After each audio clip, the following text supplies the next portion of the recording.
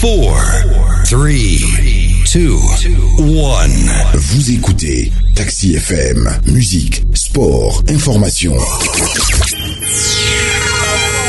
Toutes vos passions sont forcément sur Taxi FM. Taxi Presse. Retrouvez tous les jours de 11h à 12h45 Eric Gatan et ses confrères à bord du taxi de la mi-journée. Informations exclusives et coulisses de l'actualité tout azimut. Nos éditorialistes décryptent et commentent l'univers de l'actualité sans concession et sans langue de bois. Taxi Presse, tous les jours de 11h à 12h30 avec Eric Gatan. Taxi Presse.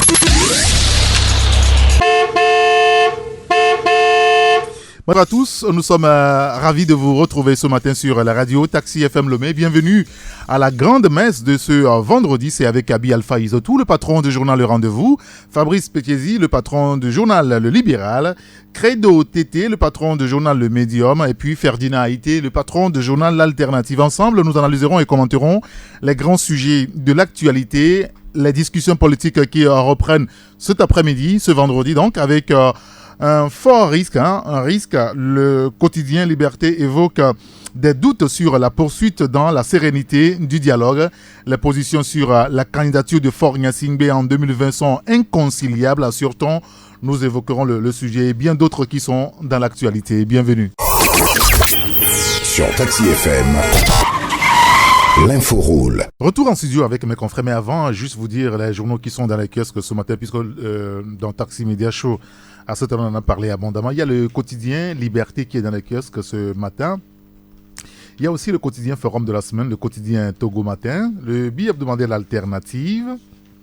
Vous avez l'hebdomadaire Le Tonnerre, l'hebdomadaire Vérité des Peuples. Il y a aussi l'Humanité qui est dans les kiosques, le Temps Nouveau, le bi-hebdomadaire L'éveil de la Nation, le bi-hebdomadaire L'Union pour la Patrie aussi dans les kiosques ce matin. Il y a aussi le journal Vision d'Afrique. Voilà les journaux qui sont dans les kiosques ce matin et chez tous vos marchands de journaux. Taxi Presse. Taxi FM 93.1. Et on va continuer justement avec Abi Alpha Isotou, le patron du journal Le Rendez-vous. Abi, bonjour. Et bonjour confrère, bonjour à Taxi FM et c'est bien ça. À tous ceux qui animent cette radio. Merci de nous avoir rejoints, Abi Alpha. Bonjour Ferdinand Haïté. Bonjour à tous les auditeurs, bonjour à ceux qui nous écoutent. Alors on sera rejoint tout à l'heure en studio par Fabrice Pechiesi, le patron du journal Le Libéral et Credo Tété du journal Le Médium. Je voudrais que nous commençons par Ferdinand, la lettre que vous avez donnée ce matin par rapport à cette fameuse farine de blé, je pense Feed Flour Premium Grade, qui est une farine, c'est ce qui est déconcertant, sans date de fabrication ni de péremption. Et pourtant, ce blé ou cette farine de blé est sur notre marché et est commercialisée au vu et au su de tout le monde. Oui, c'est l'association togolaise des consommateurs qui a donné l'alerte depuis quelques semaines. Et il y a eu cette farine-là qui est sur le marché avec quelques... je ne sais pas comment dire ça. C'est-à-dire que d'abord, il y a eu 4 conteneurs qui sont arrivés, selon ce qu'on nous a dit. 2 conteneurs ont été saisis par la douane pour des vérifications. Et puis après, il y a 2 conteneurs qui sont rentrés dans le pays.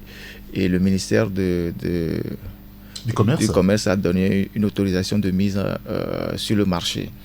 Or, selon la TC, cette farine est douteuse. On ne connaît pas véritablement la provenance. Et puis ensuite, l'étiquette qui est sur le sac se décolle automatiquement. Il n'y a pas de date de fabrication, il n'y a pas de date de péremption. Et donc, ils sont allés signaler l'affaire au ministère du Commerce, je crois à la cellule qui s'en occupe. Et eux, ils disent non, que ils reconnaissent que bon, il y a eu ces défauts, il n'y a pas de... l'étiquette se décolle, il n'y a pas vraiment de date et tout, mais que la farine est de bonne qualité. Et donc, entre la TC et ces gens, ils n'arrivaient pas à s'entendre. Et la TC estime d'ailleurs que cette farine ne respecte pas des dispositions prises en Conseil des ministres en 2012, notamment concernant certains éléments nutritifs qui devaient être dans la farine, qui doivent participer, qui doivent être dans la farine. Donc, ça relance toujours les dossiers de ce que nous consommons, de ce qu'on laisse rentrer dans le pays, des systèmes de contrôle. Vous savez qu'au Togo, on n'a pas de laboratoire. Tous les agents du ministère du Commerce vont vous le dire, pour tester la qualité des nourritures qui rentrent.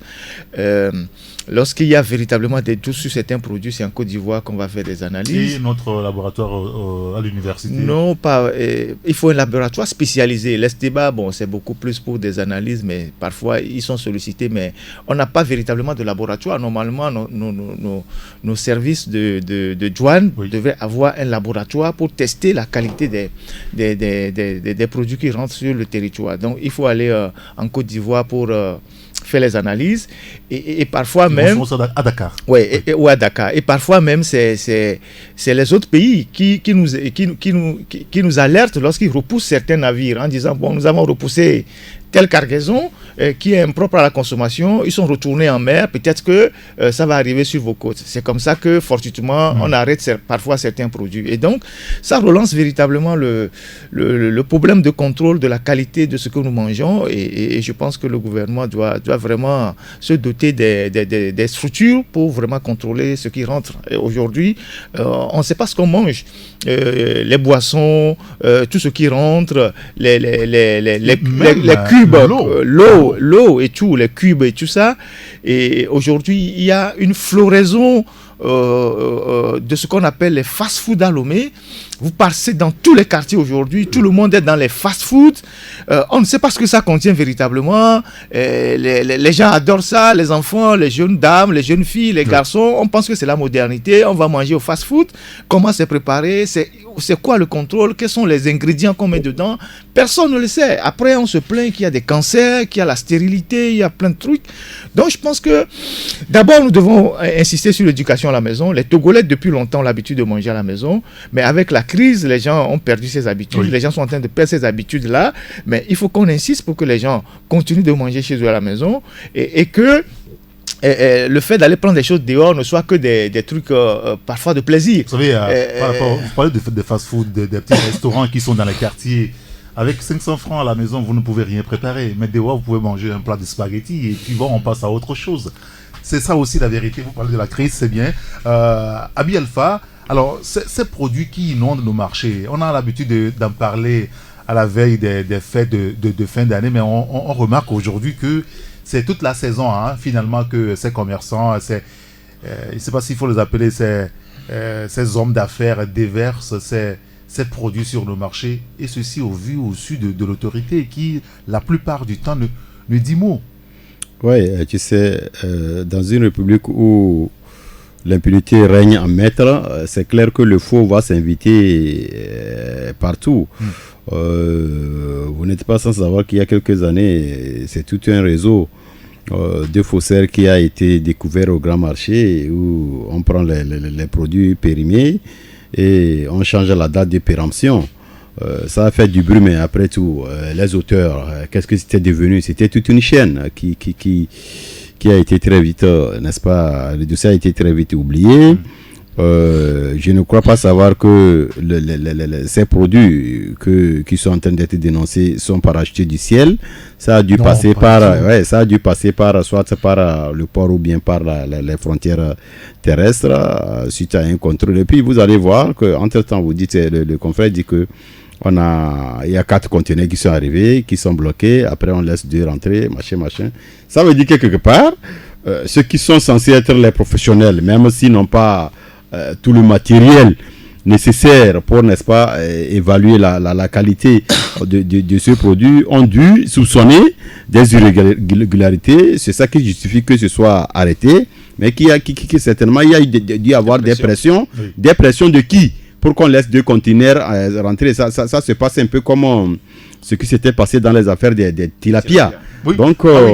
Donc, c'est toute une chaîne où les gens se partagent les biens et services dans la fraude la plus totale au nom de l'impunité. C'est aussi ça. Il y a aussi, excusez-moi, je ne vous arrête pas, Abi, mais il y a aussi quelques jours, il y a eu cette histoire de ce poisson macanjo en plastique qui avait été soulevée par les réseaux sociaux. Rapidement, le ministère de l'élevage de la pêche a démenti cette information qui circulait. Bon, maintenant, on ne sait plus où se trouve la vérité parce que au niveau de ce ministère, un temps, on nous a dit que les tilapias n'étaient pas contaminés. Après, on a dit que c'est contaminé, on les a brûlés, bon machin. Oui, on a pris confiance aux autorités. Sur ce coup, je veux dire. Ouais, il faut que chacun essaie, au niveau des consommateurs que nous sommes, chacun essaie de jouer lui-même au gendarme. Parce que, par exemple, quand on prend les cas des poissons, par exemple, et de tout ce qui est congélé, parfois tu consommes certaines choses, c'est parfois l'igname est encore plus délicieuse que certaines viandes maintenant. Bon, donc, il faut que, ouais, bien sûr, donc, il faut que chacun évalue pour vraiment savoir qu'est-ce qu'on mange, qu'est-ce qui devait être mangé, qui ne l'est pas. Donc, c'est un peu triste. Nos frontières, on ne peut plus compter sur nos frontières, que ce soit ceux qui rentrent par la mer ou bien ceux qui rentrent par les frontières. Je vous donne un exemple. Tout récemment, au niveau du Bénin, Patrice Talon a fait le tour de ses frontières et suite à une vidéo caché, il a fait remplacer toute une chaîne de douaniers. Ah oui. Vous vous rappelez, oui, bien sûr. Cette vidéo, ce n'était pas seulement pour le Bénin. C'était une vidéo qui valait aussi pour le Togo et pour le Bénin. Il y a aussi le côté Bénin de la vidéo, le côté Togo de la vidéo. Mais alors que cette vidéo a suffi pour combattre toute la chaîne de contrôle douanier au niveau du Bénin, à notre niveau ici, rien n'a été fait. Les gens sont là-bas, la vidéo existe, les douaniers qui ont fait de la fraude frontalière leur gagne-pain, leur chou gras, ils sont sur les vidéos, ça n'a pas ému l'autorité, alors que ça suffit pour en faire un scandale au Bénin. Donc, aussi longtemps que nos frontières sont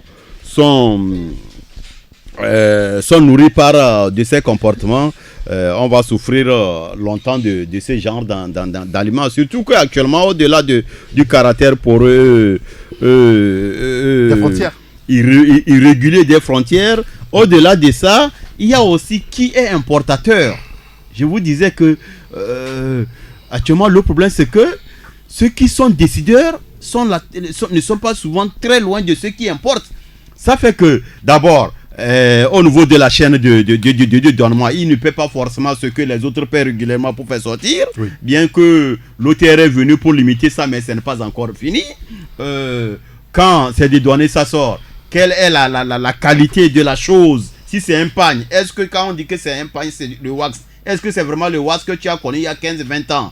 Donc, ces qualités-là qui importent, ceux qui importent, c'est très souvent ceux-là qu'on a toujours nommés ici, les entreprises traditionnelles, classiques, où on sait que c'est cette lignée qui se connaît plus ou moins dans tel type d'activité, oui. Et que ça c'est pas il n'y a plus ça. Quelqu'un me dira que on n'empêche pas on ne peut empêcher quelqu'un d'embrasser le domaine qu'il veut, mais sauf que il y a une nouvelle race de nouveaux riches qui ont envahi des domaines qu'ils ne connaissent pas. Ils ont évité dans ce domaine la fraude. Ils ne savent pas tenir très bien le domaine. Ça ne va pas loin, ça tombe en faillite. Beaucoup d'initiatives classiques qui ont nourri les sociétés sont en train de tomber. C'est remplacé par des circuits frauduleux et la population est en train de crever. Très bien. Écoutez, on va peut-être revenir sur le sujet une autre fois. Bonjour, Credo TT. Bonjour Eric et bonjour à tout le monde. Je m'excuse pour ce grand retard. C'est pas grave. Merci de nous avoir rejoints. C'est l'essentiel. Comment vous l'avez dit? C'est un léger retard. Bonjour Fabrice. Bonjour à toi et bonjour aux confrères ici présents et bonjour à tous les auditeurs. Tout à l'heure, outre la politique, nous parlerons également de cette affaire de monnaie unique de la CEDEAO puisque les chefs d'État de la sous-région étaient à Accra mercredi pour en parler. Mais avant, un autre élément, vous l'avez évoqué cette semaine, Fergina aussi l'a évoqué ce matin par rapport donc à l'immatriculation des véhicules. Il semble qu'il y a des innovations aujourd'hui dans ce secteur et désormais en 48 heures on peut avoir des plaques d'immatriculation parce que j'ai même rencontré certains citoyens ce matin qui me disaient que ça fait une semaine ou 2 semaines, bon ça veut dire que c'est plus une moto, hein, c'est pour une moto, que ça fait 2 semaines qu'ils ont déposé pour avoir l'immatriculation de la plaque aérienne, rien n'est encore sorti de ce côté-là. Alors pour les véhicules, c'est vrai, c'est ok, 48 heures vous avez votre plaque d'immatriculation? Oui, ils disent bien 48 heures ouvrées, c'est-à-dire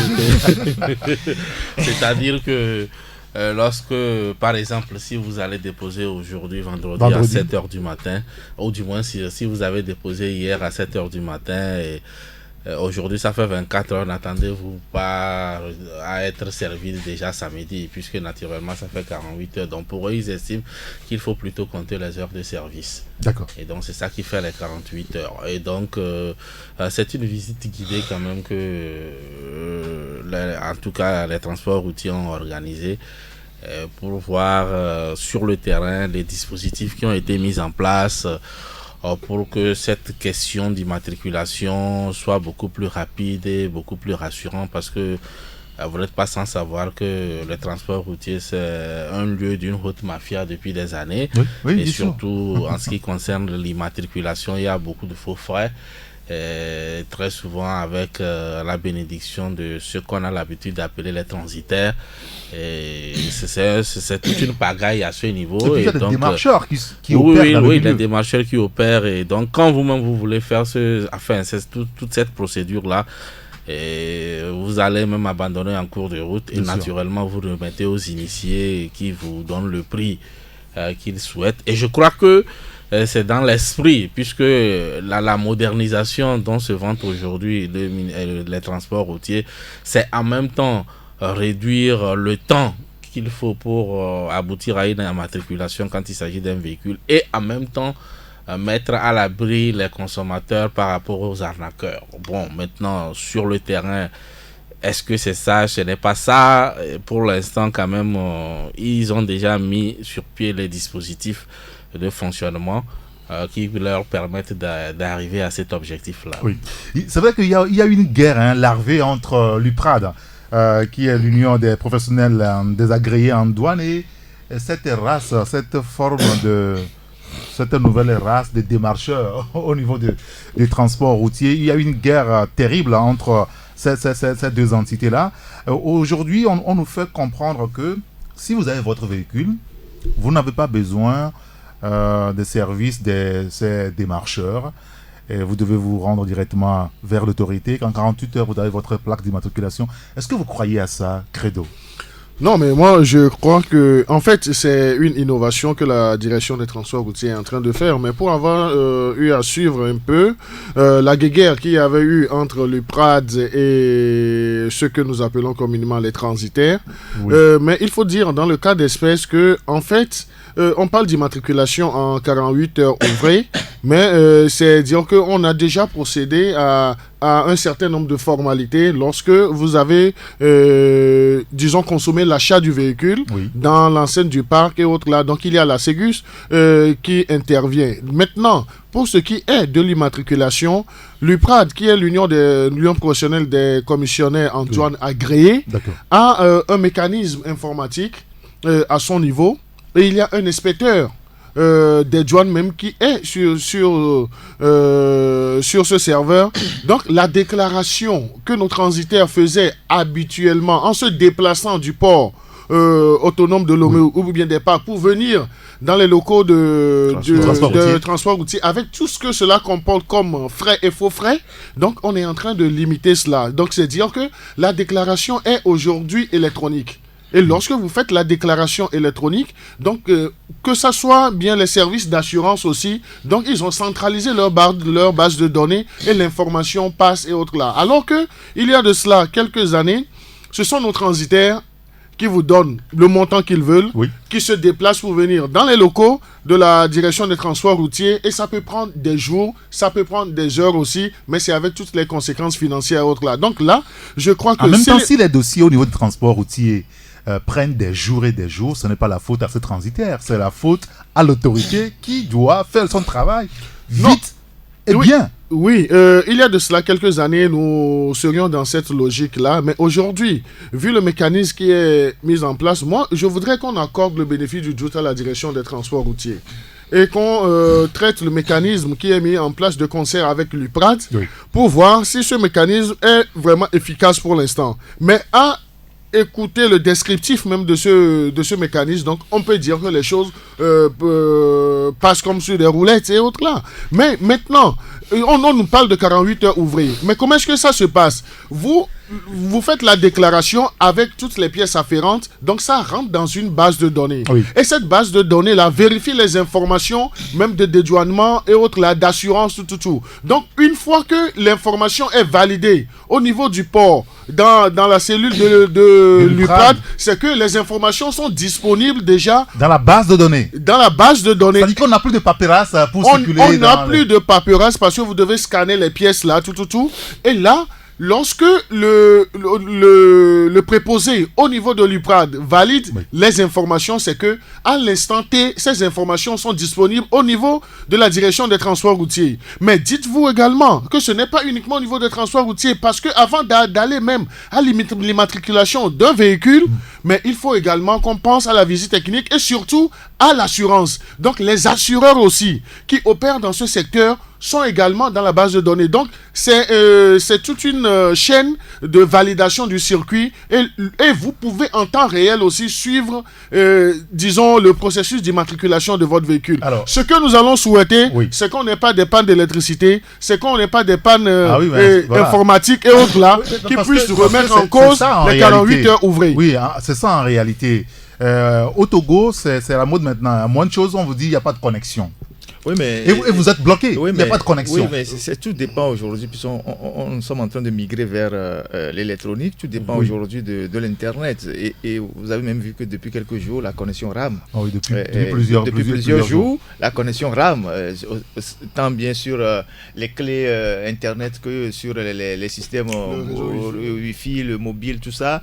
On ne sait pas ce qui se passe et personne ne nous dit rien. Oui. C'est-à-dire que ce que les transports routiers plutôt sont en train de faire, c'est des innovations. Maintenant, ces innovations sont tributaires de systèmes électroniques et de la connexion. Oui. Donc, s'il n'y a pas la connexion, le banquier, là, il attend que la connexion revienne pour qu'il tape les données dans la machine pour vous payer. Et donc, tout ça s'inscrit dans ce qu'on appelle la diligence du service public. Aujourd'hui, au Togo, vous n'êtes pas sûr que, si vous allez déposer une demande à la régie ou à la CET, vous payez dans 2 semaines, dans 3 semaines, on viendra vous brancher l'électricité. Moi, j'ai un ami depuis 2 mois et demi qui allait payer beaucoup d'argent, qui attend depuis, il faut supplier les gens. Aujourd'hui, on dit on vient, demain on dit on ne vient pas. Vous êtes presque là, supplier les gens de venir vous brancher le courant alors que vous en avez besoin. Vous avez déjà payé depuis, alors que vous en avez besoin pour travailler. Vous voyez, et donc, parfois on vous dit il n'y a pas de matériel,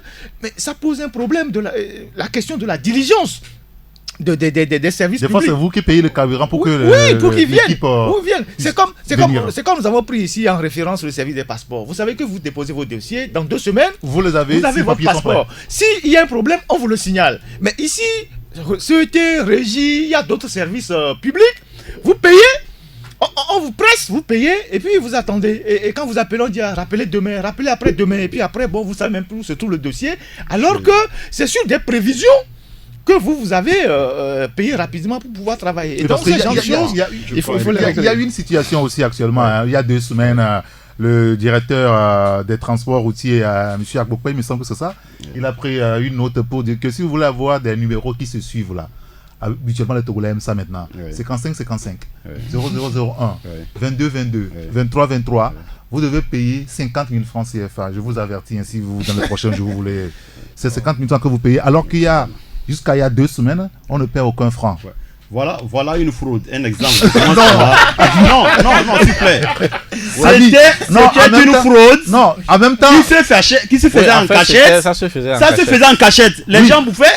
L'État dit que si c'est une fraude, qui profitait aux gens, autant officialiser. Les gens réservaient. C'est un exemple. C'est-à-dire, non, je vous explique. Ils ont légalisé la fraude. C'est-à-dire qu'il y a quand même des commis de l'État qui sont dans le système, qui prenaient ici 5 000, 10 000 chez les déclarants en douane, chez les transitaires, pour avoir ces numéros-là. Maintenant, ne cherchons pas midi 14h. Si mon numéro c'est 55, que celui de Ferdinand c'est 78, est-ce qu'il arrive à se coder? J'arrive à se coder avant lui? Oui, non. Justement, donc c'est la raison pour laquelle il ne faut pas réserver. Moi je pense qu'à un moment donné, si par cette gymnastique de je ne sais pas, les gens disent que ça les intéresse, que dans les coulisses, les gens donnaient de l'argent pour réserver de tels numéros et que l'État vient s'aligner. Donc c'est pour décourager ces gens-là. Exactement. on ne devait plus trouver un mécanisme pour décourager que d'officialiser ça. Donc, il faut commencer par là. Quand on nous dit que... Parce que 50 000, on peut payer ça, il n'y a pas de problème. Quand on nous dit que quand tu as ton véhicule, engin, tu peux en 48 sans avoir besoin de l'intermédiaire de quelques traînées, que ce soit d'aller le faire au niveau du sous-plat, je vais bien croire. Sauf que tous ces transits que tu vois là-bas, tu vas avoir un seul transitaire tenir 15 à 20 dossiers. Oui. C'est-à-dire les dossiers de plusieurs engins, lui seul il est là-bas. Bien que ce soit ça, il faut voir comment ça se bouscule là-bas. C'est pour vous dire, est-ce que l'État a pris la disposition pour que tout le monde aujourd'hui, ou bien dans cette semaine, qui s'est acheté une voiture au port, puisse se retrouver là-bas sans que ça ne crée d'autres problèmes. C'est la question, c'est trop facile de dire qu'on a vu des trucs, ce n'est pas la première structure qu'on informatise. On a vu l'histoire des Ségus, de beaucoup de choses qui ont été les Cotecna, tout ce que vous savez, c'était dans la logique comme ça pour faciliter, pour rendre fluide, pour combattre la fraude. Mais au finish, qu'est-ce qu'on a vu? Tout ce qu'on a créé comme démembrement pour aider, n'est-ce pas, accompagner le fonctionnement du port, de quoi ça a accouché? C'est en train de vider le port. Moi, je pense que quand on parle d'immatriculation au niveau des motos, un exemple, au niveau des motos, c'est-à-dire pour combattre la fraude, il faut vous-même afficher les bonnes manières, être digne de, c'est-à-dire être empreint de confiance. Quand je prends l'exemple typique de la fraude, combien de fois on passe les permis de conduite de moto dans notre pays ici? Tu connais quelque part où on fait ça? Oui, je dis, bon, maintenant, combien de fois on le fait? Régulièrement. Combien de tous ceux que sont sur les engins à 2 roues passent le permis pour monter sur les engins? Non, mais les gens le passent. Maintenant, pour immatriculer un engin à 2 roues, tu paies l'assurance. Oui. Tu paies ça là où tu matricules. Si par méga tu as un accident. Non, on te vient pas en aide. Exactement. Mais c'est officialisé, l'État prend cet argent. Voilà une affaire d'escroquerie de la fraude. Il ne faut pas que les jeunes. C'est de l'escroquerie. Il ne faut pas que. C'est-à-dire c'est l'État qui doit mettre les dispositions pour que, comme actuellement, tu n'as pas de permis de conduire. Si je comprends bien, vous allez pour faire l'assurance pour les motos. On vous demande pas de permis de conduire. Vous faites un accident. Maintenant, pour que l'assureur vous rembourse. Il vous demande maintenant et ça, c'est de l'escroquerie. Quand c'est l'État qui est devant, c'est grave. D'accord. Credo et puis Fabrice. Non, mais moi, je voudrais apporter un complément d'information à ce que Ferdinand vient de dire concernant la CET, parce que la CET, c'est un problème pour nous tous, mais pour dire que j'ai eu la chance de participer depuis mercredi à un atelier qui est organisé par la cellule climat des affaires, et là, la CET a été à l'ordre du jour. Donc, le directeur de la CET a eu cette amabilité de nous dire qu'en ce qui concerne les raccordements, qu'ils font maintenant diligence, donc il faut chercher les preuves sur le terrain pour dire que même si la personne n'arrive pas déjà à payer la totalité des frais de raccordement, même avec le fait d'avoir honoré la première partie, on peut déjà faire le raccordement. Donc ça, ce sont les sujets compléments. Ça, c'est pas vrai. C'est ce que je suis en train de dire. Ce sont les sujets verbes compléments de ces directeurs qui restent dans les bureaux et qui ne se confrontent pas aux réalités du terrain. Je vais donner un autre exemple. Tous les jours, attends, je t'apporte. Tous les jours, les Togolais appellent sur les radios pour dire qu'ils ont payé à la CET. On n'est pas venu faire le raccordement. Oui, mais là. Ça fait 1 mois, 2 mois, 3 mois, les gens ne parlent pas. C'est là où je voudrais même en venir. Au-delà du raccordement, même nous avons des liaisons, des lignes même qui souffrent de baisse. Oui. On appelle la CET ne vient pas. Et il faut aller soudoyer des gens. Donc il faut aller donner de l'argent dans les coulisses et autres là. Corrompre les gens alors que c'est un service d'utilité publique. Oui. Et lorsqu'on veut en parler, les premiers responsables de la CET ne veulent pas qu'on en parle et autres là. Les gens dépensent des millions pour faire déplacer leurs photos, alors que normalement c'est la CET qui doit faire l'extension et autres là. La CET est dans les capacités d'assumer ces missions. Des citoyens qui souffrent, des Togolais qui arrivent difficilement à avoir les 3 repas, dépensent des millions et autres là, mais la CET ne se soucie même pas de faire une bonne couverture ou bien une bonne fourniture d'électricité aux gens. Mais on se demande, ils sont là seulement pour changer les vestes et autres là, les cravates. Donc ça c'est un point. Donc ça c'est une interrogation. D'accord, très bien. Dans le truc là. Mais je voudrais revenir à ce que mon frère a dit lorsque vous avez parlé des 50 000 francs, mais moi je penserais beaucoup plus à cette hypothèse de décourager les gens. Parce que avec cette affaire de numéro au choix, il y a toute une mafia au niveau de la direction des transports routiers. Et des fois même vous payez cela, ça fait traîner même votre dossier. Et là, on ne fait pas le dossier à temps. Et au finish même, vous n'avez pas le numéro que vous avez désiré autre là. Je suppose... Parce que quand vous choisissez un numéro, oui, et qu'ils ne sont pas encore à ce numéro, vous devez attendre. Vous devez attendre. Et des fois même, non seulement vous attendez, mais vous savez que le processus d'immatriculation, mais ça se fait également dans certaines régions autres là. Oui, bien sûr. Et des gens sont parfois obligés d'aller prendre les numéros dans une autre zone et autre là. Ou bien la zone qui fait l'immatriculation qui n'a pas pu épuiser ça liste, on ramène ces numéros et autres là. Donc moi je voudrais accorder le bénéfice du doute jusqu'à ce que nous ayons les preuves matérielles. Mais je pense que si on amène ça à 50 000 francs pour le contribuable togolais aujourd'hui, ce n'est pas quelque chose de facile. C'est facile pour les escrocs, c'est facile pour ceux qui sont corrompus de sortir 50 000 francs pour dire que je paie. Mais en même temps, qui sont ceux-là qui vont chercher ces numéros, qui se suivent? Non, c'est ceux qui ont beaucoup... Oui, c'est ceux qui ont beaucoup plus de moyens. Voilà, donc 50 000 ne leur dit rien. Et les gens là, oui, justement, donc 50 000 ne leur dit rien. Oui, en fait, par rapport à ça, par rapport à ces 50 000, vous avez vu, c'est juste pour frimer, c'est des numéros pour frimer. Oui, bien sûr. Et donc maintenant, si les gens se bousculent autour de ces numéros, là, il faut fixer un prix. Si l'État trouve que ça intéresse les gens et que les gens se bousculent là-dessus, on met un prix. Sinon, si tu vas prendre un numéro ordinaire, on ne t'exige pas de prendre ça. Et vous allez voir, quand on va augmenter, les gens vont payer. L'essentiel, c'est que ça rentre dans les caisses de l'État. C'est tout. Oui, c'est ça. Si ça rentre dans les caisses de l'État, il n'y a pas à se plaindre. Même à 1 million, celui qui veut réserver un numéro à 1 million, c'est son problème. Et si finalement personne ne réserve, ça rentre dans l'ordinaire et c'est ça, on suit la liste jusqu'à ce que ça tombe sur quelqu'un. Donc à ce niveau, moi je crois qu'il n'y a pas en réalité de problème. Mais au niveau des transports routiers, effectivement, le problème des réformes au niveau du Togo, c'est que parfois ça ne se fait pas. C'est parce que les sociologues appellent une gestion participative. Ah ouais. Et aujourd'hui, il y a de très belles réformes, mais à un moment donné, c'est des réformes, c'est des changements qui apportent une certaine mélancolie au niveau de ceux qui étaient à ces services-là. Parce que, effectivement, la durée pour que mettaient les véhicules par rapport à l'immatriculation, parfois, c'est fait à dessein. C'est fait à dessein parce qu'on bloque certains dossiers.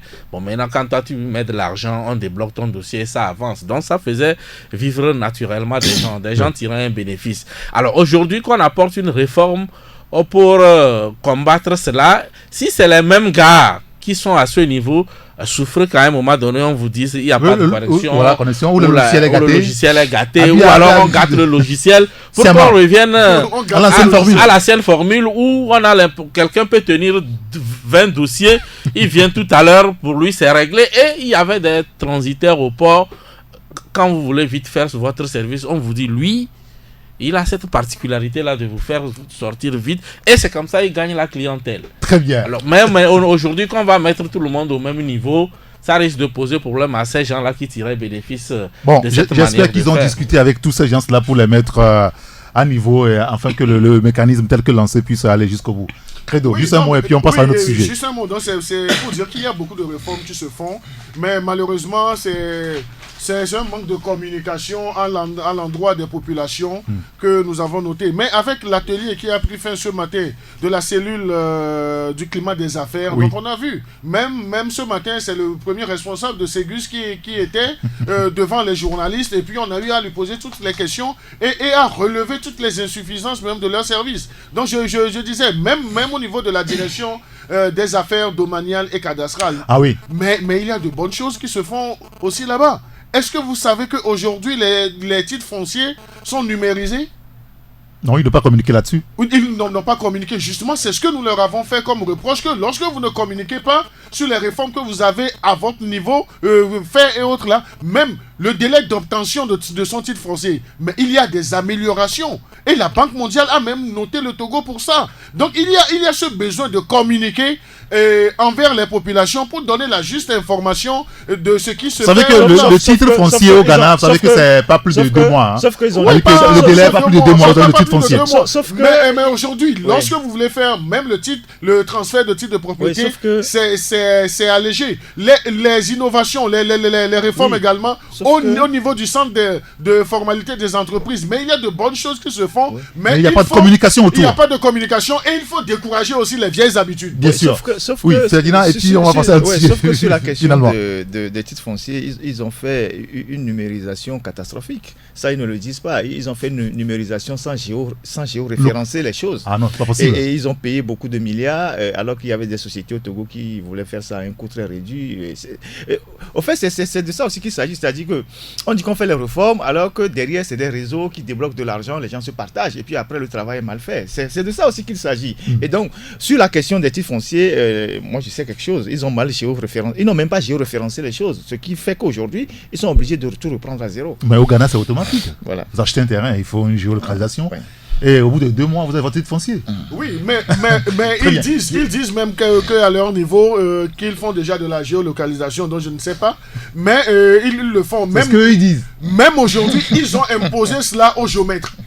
Donc on ne peut pas faire de levée topographique sans géolocalisation. Donc nous espérons que cette réforme va prospérer, mais toujours est-il que nous devons les écouter. Il nous revient maintenant, en tant que professionnels des médias, de faire des investigations poussées pour voir l'effectivité ou non des choses. Monsieur, on va parler maintenant de la CEDEAO et parler de cette monnaie unique à l'horizon 2020. Les chefs d'État de la sous-région multiplient des rencontres.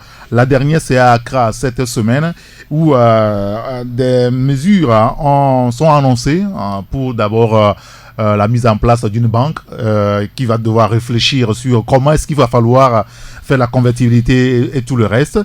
Est-ce que, Ferdinand Haïti, avant de donner la parole peut-être à Fabrice sur le sujet, est-ce que vous pensez que ces chefs d'État s'attaquent au vrai problème de développement de la communauté? Non, je pense que la question je pense que la question de la monnaie unique, c'est un serpent de mer, comme on l'a toujours dit. C'est des réflexions qui sont toujours à l'étape des couloirs, des grandes rencontres sur le terrain en termes d'actes posés. On ne voit pas encore. Les lignes ne bougent pas encore. Bon, depuis un certain moment, il y a une cellule présidentielle qu'on a mis en place au niveau de la CEDEAO qui s'appelle la Task Force, qui est composé de 4 présidents, notamment le Nigérien, le Nigérian, le Ghanéen et l'Ivoirien, auquel on ajoute le président en exercice de la CEDEAO. Et donc qui se réunissent avec des experts qui réfléchissent. Maintenant, il y a des objectifs qu'ils se fixent. On parle de 2020. Est-ce que de manière raisonnable, on peut, à l'horizon 2020, avoir une monnaie unique de l'espace CEDEAO? Je me permets d'en douter, parce que la question de la monnaie pose une autre série de questions qu'il faut résoudre. Quel est aujourd'hui l'état de l'économie de chaque pays? Parce que c'est de ça qu'il s'agit. C'est ce que vous produisez qui se retrouve dans la monnaie que vous utilisez. En réalité, la monnaie, c'est ça. Si vous ne produisez rien, votre monnaie n'a pas de valeur, en fait. Donc, est-ce que le Togo est au même niveau de production que le Burkina, au même niveau que le Bénin, la Côte d'Ivoire, le Ghana et tout ça? Et donc, eux-mêmes, ils ont fixé des critères, que je pense que c'est 11 ou 10 critères que les pays doivent remplir. Il y a 6 ou 7 pays qui sont déjà à point et les autres traînent un peu les pas. Bon, on espère que ce n'est pas une utopie, mais il est important quand même que la réflexion soit lancée et que des réunions soient tenues et que, à un moment donné, il faut décider de franchir le pas. Maintenant, qu'est-ce qu'on va faire des autres ensembles? Vous savez que il y a 6 ou 7 pays de la CEDEAO qui n'ont pas la même monnaie. Oui. Nous sommes dans l'espace UEMOA, l'espace UEMOA qui dépend beaucoup plus de la France et tout. Nous avons des banques ici, la BCAO, on a la BOAD et tout, qu'est-ce que tout ça va devenir et quelle est la réflexion qui est en cours? Je pense que c'est une question, c'est complexe. Mais bon, comme les chefs d'État disent qu'horizon 2020, on attend de voir. 2020, c'est dans 2 ans. Même moins de 2 ans. On espère que, parce que la question de la monnaie aussi dépend de la stabilité politique, comme Ouattara l'a rappelé à l'issue de la réunion au Ghana. Parce que si un pays tombe en crise, ça bouscule tout le système de la région. Et donc, je pense qu'il y a plusieurs critères qu'il faut remplir. J'espère que vraiment que d'ici 2020, pour ceux qui sont dans la bataille de la monnaie, qui se bagarrent sur les réseaux sociaux, j'espère qu'ils seront satisfaits. Oui, mais est-ce que c'est pas finalement cette bataille-là que les chefs d'État de la sous-région veulent mener en voulant se soustraire, n'est-ce pas, de la domination du franc CFA en créant une monnaie unique?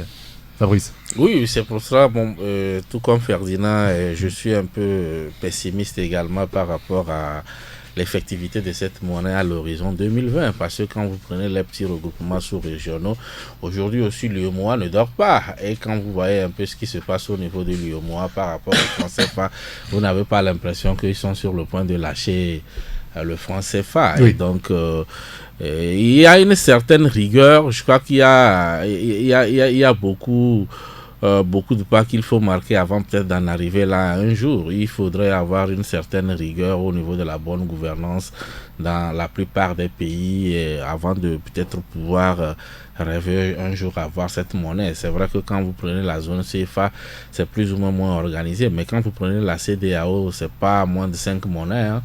Le Nigeria a sa monnaie, le Ghana, la Guinée aussi, et tout cela, et donc il faut réfléchir à voir comment est-ce qu'ils feront, ils vont s'organiser à avoir à convertir toutes ces monnaies là pour en arriver à une. Donc moi je crois que c'est une bonne chose de commencer quand même, mais à l'horizon 2020, je crois qu'on a encore beaucoup de chemin à faire, et bon, on verra effectivement. Sinon, sur le plan économique, s'il parvenait, en réglant effectivement en amont les problèmes de rigueur, de bonne gouvernance dans les différents pays, s'il parvenait à cela, c'est une bonne chose.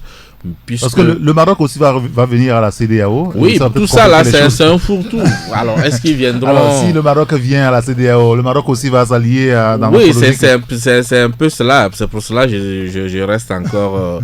Et aujourd'hui, même avec l'expérience de l'euro en Europe, si des pays en arrivent à se soutenir, à quitter l'euro, ça voudrait dire pas que c'est pas forcément le meilleur modèle de développement. Il y a beaucoup de choses qu'il faut faire d'abord. Bien. Abi Alpha, la monnaie unique à l'horizon 2020. Je crois que les gens ont ciblé une union monétaire, et si moi je dois répondre à cette question, je ne suis pas un spécialiste de ce domaine, mais je vais dire qu'il y a des priorités ailleurs. Puisque c'est nos patrons qui disent que c'est là-bas qui les grattent. Bon, ils n'ont qu'à gratter, on va voir. Moi, je pense que il y a ce problème qui a beaucoup convergé des énergies depuis longtemps, qui n'ont pas encore qui ne sont pas encore arrivés à résoudre le problème de la fluidité transfrontalière. Oui. Je vous parlais de suite de l'arnaque qu'il y a entre les frontières, qui a fait sauter des douaniers du côté du Bénin. Chez nous ici, ça n'a rien donné. Dans d'autres pays aussi, peut-être il y a pire que le Togo. Donc moi, je pense que quand on veut faire certaines réformes d'envergure, il y a le minimum par lequel normalement il faut commencer. Parce que quand on parle de monnaie, tout ça, tout de suite, on est en train de parler le confrère est en train de parler de l'état de l'économie de chaque entité qui va être membre de cette union monétaire. Parce que c'est vrai, avoir une monnaie, c'est une chose. Ce qui va alimenter la monnaie, c'est l'état de santé de votre économie. Quand vous arrivez dans une union monétaire avec une économie grabataire, vous comprenez que vous allez tout le temps tenir la portion congrue de l'union. Ce qui est un peu triste. Moi, je pense vraiment que, à moins que les gens jouent de l'hypocrisie, parce que quand de suite les confrères citaient les 4 présidents choisis pour, n'est-ce pas, pour réfléchir sur cette dynamique, sur cette sur ce projet de nouvelle monnaie, il y a Alassane Ouattara. il y a peu, le nom d'Alassane Ouattara est revenu à plusieurs reprises comme un détracteur de cette nouvelle monnaie. Donc moi je pense que il faut qu'on sorte des carcans de l'hypocrisie et toucher les vrais problèmes. Le vrai problème pour vous, c'est quoi? Les vrais problèmes, c'est combattre la corruption. C'est faire une fois pour que les 1001 fois ils nous ont ratatiné les tympans par rapport à cette union frontalière, que ce soit effectif, que je sois sûr que je peux traverser du Togo au Ghana sans dépenser 2000 francs à la frontière. Oui, c'est ça. Parce qu'on parle de la CEDEAO des peuples, ce qui n'est pas en réalité une réalité aussi aujourd'hui. Ce n'est pas ça. C'est-à-dire, les réformes, pourquoi on parle de réformes? On parle de, parce que quand tu rentres dans la terminologie le mot même, c'est tout un processus. Mais chez nous aussi, comme lui disait tantôt Fabrice, les gens sautent. Les gens sautent là-dessus, et on commence la réforme par la tête, et puis très souvent, les pieds ne sont pas en bonne santé, et puis ça tombe. Toutes les réformes, on les a commencées sans voir qu'est-ce qui est possible. Jusqu'à quel degré ça peut adhérer avec le consommateur, avec le bénéficiaire. Donc, on va déposer nos yeux pour regarder. Comme on dit souvent. Comme disent nos frères ivoiriens. Credo. Alors, la monnaie. Est-ce que nos chefs d'État sont en train de prendre le problème par le bon bout en réalité? Non, mais moi je dis, ce qu'ils font et autres là, donc c'est une action de polissage politique aussi. Parce que là, la CEDEAO est dans une dynamique politique et la CEDEAO voudrait... Sont-ils prêts véritablement à affronter la fureur de la France? Parce qu'il s'agit de la monnaie. Oui, il s'agit de la France. Oui, mais moi, à voir les chefs d'État qui sont au-devant de cette du task force, je me demande quand le problème du franc CFA s'était posé, mais ils étaient où? Mais nous connaissons leur position. Ils n'ont pas pu oser autre là. Mais l'autre question, la monnaie de la CEDEAO aura quel arrimage? Ça, c'est la grande interrogation. L'arrimage sur le franc CFA, dollar ou bien euro. Mais il faut savoir. Donc, cela pose le problème de l'économie, même de subsistance. Mais est-ce que nous avons ça aujourd'hui? Mais si c'est arrimer cela encore à euro et autres là, mais est-ce que vous ne pensez pas que ce que nos intellectuels font comme combat contre le franc CFA, est-ce que ce n'est pas une autre similitude que nous allons vivre? Donc c'est là où il faut mieux réfléchir et autres là. Moi j'aurais souhaité que ces chefs d'État aient le courage indien de se prononcer sur le franc CFA avant d'aller dans ce débat-là.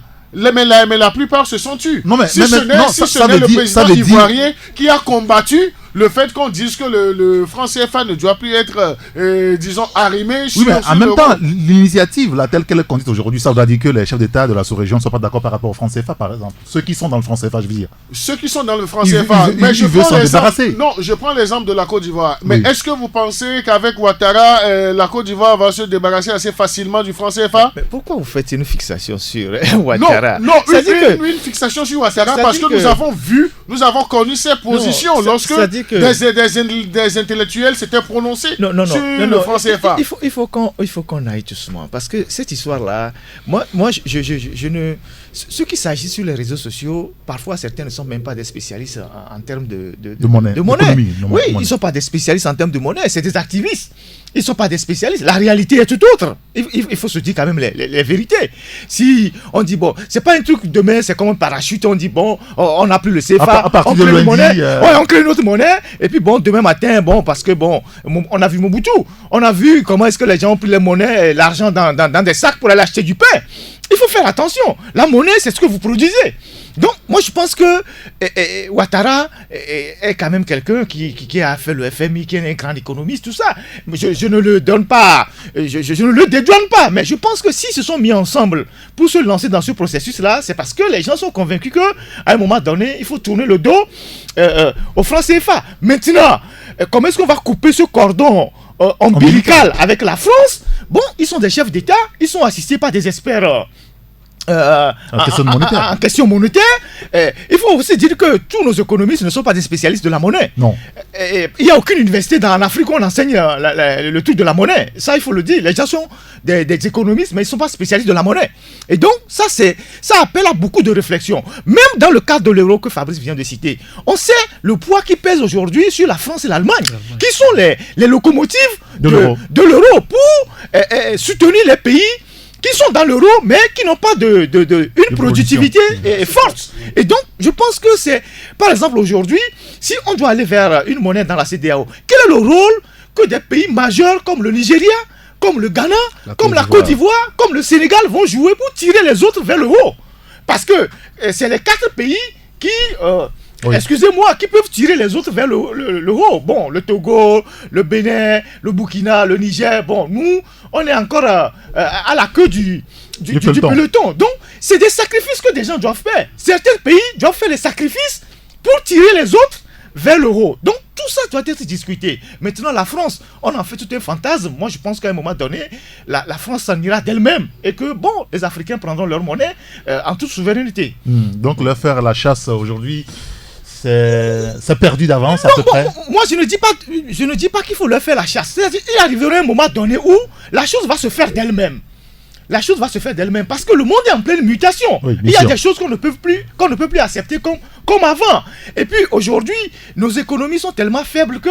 Et puis moi je dis, cette histoire de la France, de tout ça là, et moi je dis aujourd'hui, la puissance même de la France en Afrique est très faible par rapport aux Chinois. Oui, les Chinois sont en train de sont en train de déplacer le débat. Le grand danger aujourd'hui, ce n'est plus la France pour l'Afrique. C'est les Chinois, c'est les Asiatiques qui sont là, qui prennent nos terres, qui prennent nos trucs. Les gens ne les voient pas parce que les gens ont une fixation sur la puissance coloniale. Donc il y a tout un débat à faire aujourd'hui sur ce que l'Afrique doit faire. Si nous devons quitter la France pour aller nous aligner derrière les Chinois, c'est pas la peine. Ben pourquoi? Mais c'est pas la peine. S'il faut reproduire le même système, s'il faut quitter pour se mettre dans un autre système aussi pervers, c'est pas la peine. Si nous sortons, c'est que nous sortons pour être libres, définitivement. Oui. C'est ça. Oui, mais il faut dire qu'avec la Chine, ce qui fait que ça passe plus ou moins inaperçu, c'est qu'ils ont une autre politique qui ne se prononce pas sur les sujets politiques, oui, il y a plus de politique, les droits de l'homme et tout cela. Et on a l'impression que, bon, voilà. Ils cautionnent. Mais économiquement, ils sont là et ils avancent. Et en Guinée même, au Togo, c'est encore mieux. En Guinée, c'est pratiquement à eux le pays. Hein. Ils arrivent en Guinée sans visa. Et puis, oui, ils arrivent en Guinée sans visa. Et quand un Guinéen a un problème avec un Chinois, le Chinois passe d'abord. Et donc, quand là-bas, karma, c'est des seigneurs. Ils sont là partout et tout cela. Je crois que c'est des relations. Au Togo, quoi. Oui, c'est des relations qui datent. C'est-à-dire, lorsque la France était partie, ils étaient obligés de s'accrocher à quelqu'un. Mais quand vous voyez le niveau du développement en Guinée, c'est pas vraiment, c'est pas ça, quoi. On peut pas envier, un pays comme cela. Et donc, effectivement, qui a sa propre monnaie. Et là-bas aussi, ça fait sourire. Parce que si tu veux être millionnaire dans ta vie, il faut aller en Guinée. Les gens qui parlent de monnaie, si vous avez la chance d'aller vivre dans des pays qui ont leur propre monnaie et de faire la comparaison, vous comprenez vous comprenez ce que c'est que les histoires de monnaie. Je crois que ce débat, quand on gère les hommes, il faut savoir distinguer les urgences des détails. Donc, je continue pas à croire qu'il y a mieux à faire ailleurs. Si à un moment donné, les chefs d'État ont pensé qu'il faut commencer quelque chose, on ne les décourage pas. Moi, je pense que s'ils veulent les que priorités sont ailleurs. Ils veulent faire asseoir ça sur des piliers, des bases qui sont solides. Il y a des gangrènes dans certains secteurs qu'il faut combattre de façon vraiment solidaire entre eux. Avant comme la question de la gouvernance, par exemple. Très bien. Beaucoup de choses. Merci, Abi. Oui, Credo, et puis on passe à autre chose. Non, mais moi, je crois que sur la question de la monnaie de la CEDEAO, donc, nous aurons toujours à nous interroger parce que c'est une thématique qui intéresse.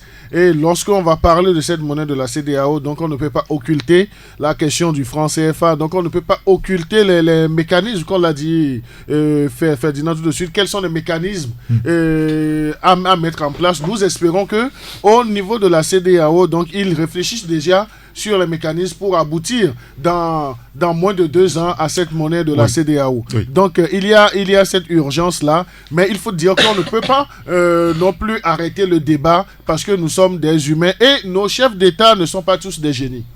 Oui, ça c'est évident. C'est évident. Messieurs, merci beaucoup. Nous allons marquer une pause. On se retrouve dans 2-3 minutes. Taxi FM. Taxi FM. Taxi FM 93.1. Taxi Presse.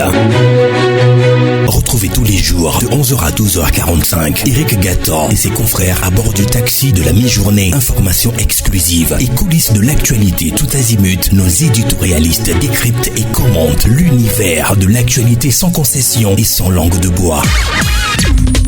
Taxi Presse, tous les jours de 11h à 12h30 avec Eric Gatton.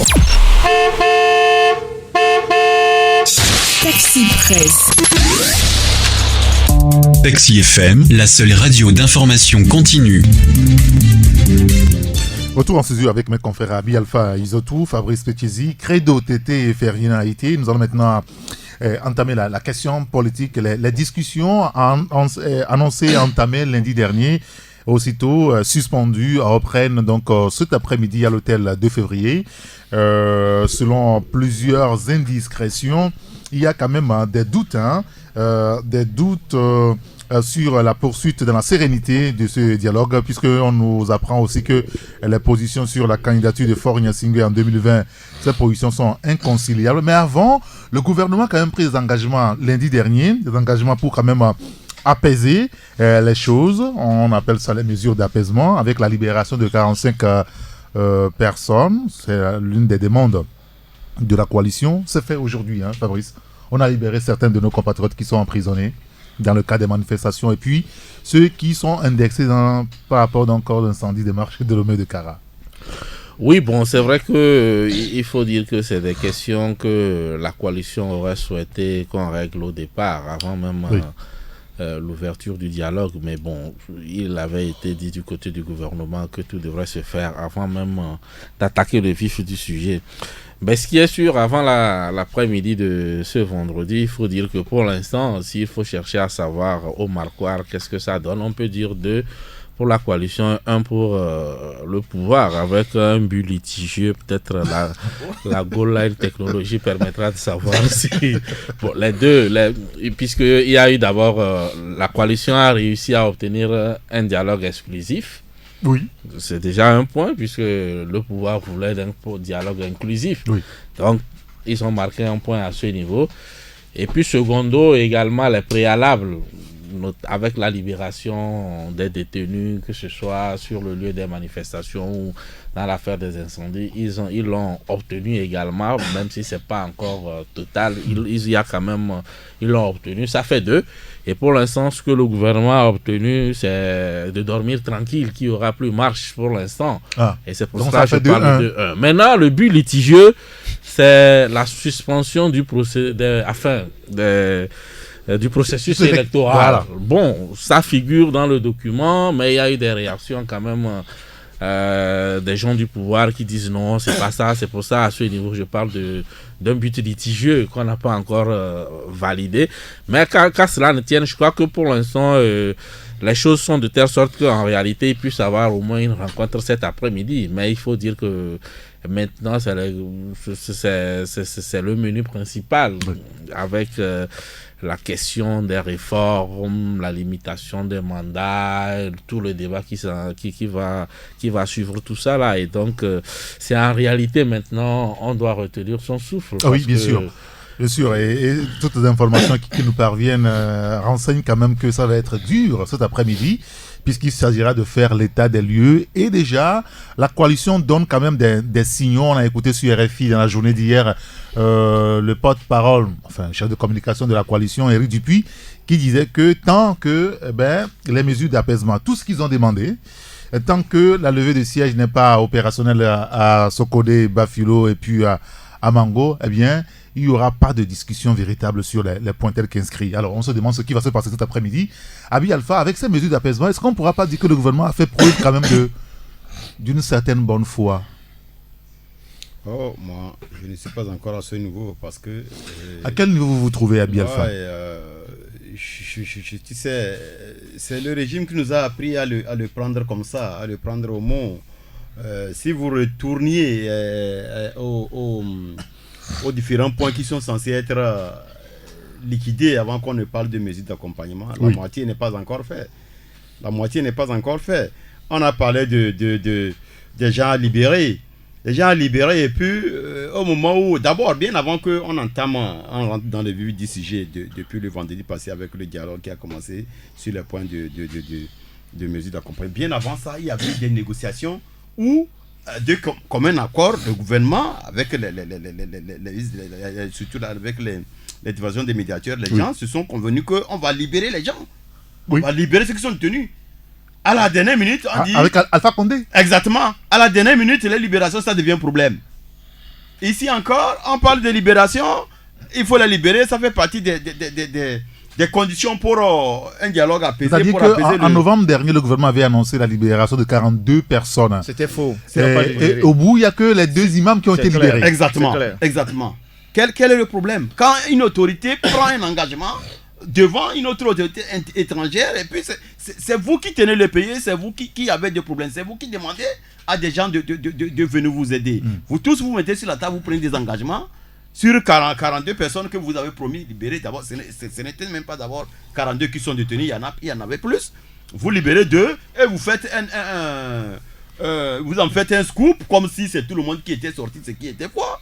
Et puis le même sujet revient, et plus ce sujet revient, ça reste dans le débat, plus ça alimente les soupçons de ceux qui...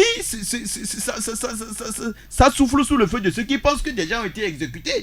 Parce que moi, je ne sais pas comment pourquoi. ça? Oui, je ne sais pas pourquoi. Vous voulez dire que le gouvernement, s'il résigne à libérer tout le monde, parce qu'il y en a qui n'existent plus? Non, la semaine passée, dans un article que j'ai commenté dans votre... Taxi Média Show, j'ai dit, et on n'a pas fait on n'a pas passé par derrière la fourchette, on a bel et bien dit que d'après nos informations, les informations qu'on avait bien avant même la publication du rapport du Rejat, il y avait des disparitions, et c'est ça qui fait que les gens font le pied de grue pour libérer les gens. Et plus les gens entretiennent le débat autour de la libération de ces gens, plus on a des raisons de croire à cette information. Bon, maintenant...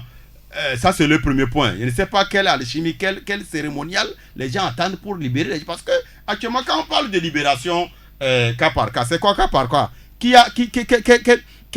Qu'est-ce qui catégorise les crimes qui a amené tout ce beau monde là-bas? Actuellement, Dieu merci, au niveau des détenus des incendies, ils sont tous liquidés. C'est une bonne chose. Non, ils sont libérés. C'est-à-dire leur dossier est liquidé. Ah d'accord, maintenant, au niveau des...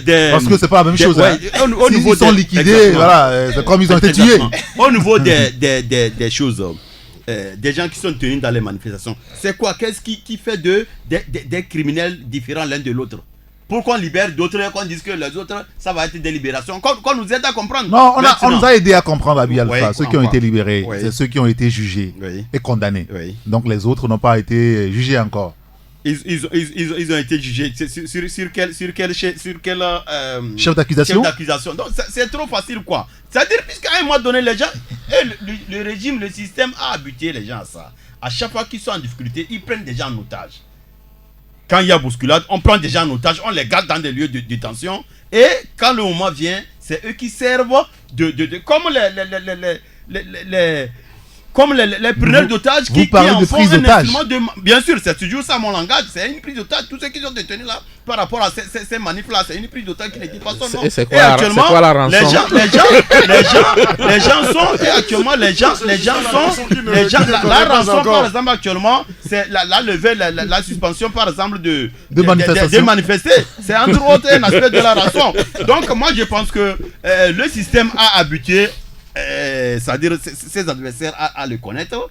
J'ai dit toujours que quand on fait longtemps avec un système de qui on n'a rien gagné, qu'on apprenne au moins à le connaître de façon à ce que si demain on dit que tel a fait ceci, on dit que tel que je le connais, il est capable ou il n'est pas capable. Maintenant le second point qui est capital, c'est la levée de siège sur les 3 villes là. On ne peut pas comprendre que ce qui a été un crime organisé autour de 3 villes. On a terrorisé les gens, on a obligé les gens à quitter leur localité, leur chambre à coucher pour dormir dans la brousse. pendant beaucoup de jours. Jusqu'à présent, les gens sont traumatisés, ils sont encore hors des frontières de leur territoire. Et que les gens en font une fierté, ils continuent par garder cette ville-là sous cette emprise. Lever le truc, c'est des citoyens comme les autres. Qu'est-ce qui est de particulier à Mango qu'ils ont fait de Pavilo ou bien de Sokodé pour que les villes soient en siège?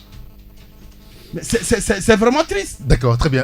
Credo, sur ces mesures d'apaisement du gouvernement togolais, vous l'avez évoqué la dernière fois, hein, que c'est clair que le gouvernement est en train, à travers cela, d'afficher sa bonne foi.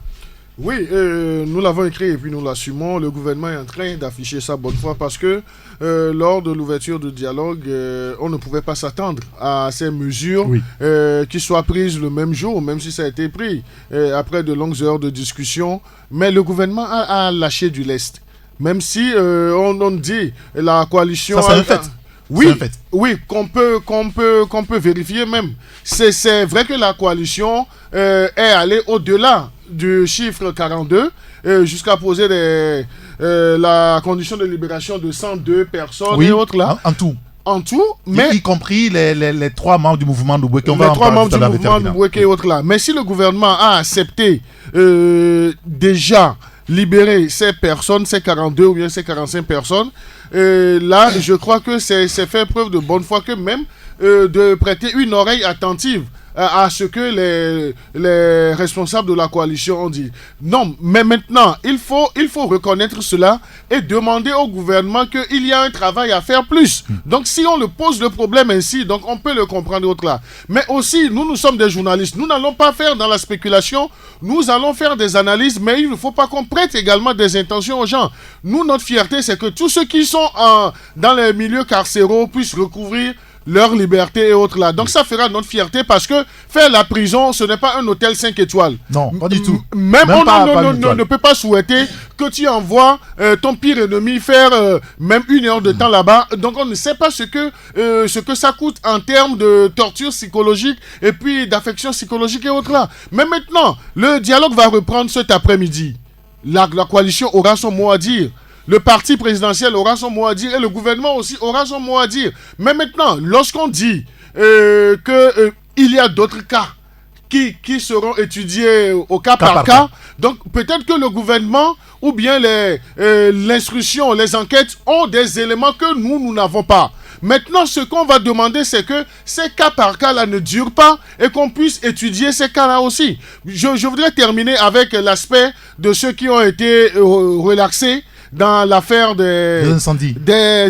Mais il faut qu'on dise les choses clairement. Donc cela ne suspend pas l'action judiciaire. Non, c'est une liberté provisoire. C'est une liberté provisoire. Ce qui sous-entend que lorsque... Il y aura un procès. Le jour du procès, ou bien les dates du procès seront déterminées, ces personnes doivent se présenter. Et c'est là où je vois maintenant la responsabilité de la coalition des 14 qui a demandé la liberté provisoire pour ces personnes-là. Si on les cherchait, on ne les trouvait pas. Donc, mais il faut que la coalition puisse contribuer à les retrouver. À les retrouver. Et puis qu'on fasse ce truc-là. Moi, personnellement, pour l'affaire des incendies, j'aurais voulu qu'on vide ce dossier-là, qu'on fasse un bon procès. Et ceux qui sont coupables, qu'on puisse les reconnaître, mais ceux qui sont des innocents, qu'ils puissent jouir de leur devoir civique, de leur liberté et autres là. Donc voilà un peu ce que je voudrais dire, mais il faut noter que le gouvernement a fait preuve de bonne foi, c'est déjà une bonne chose.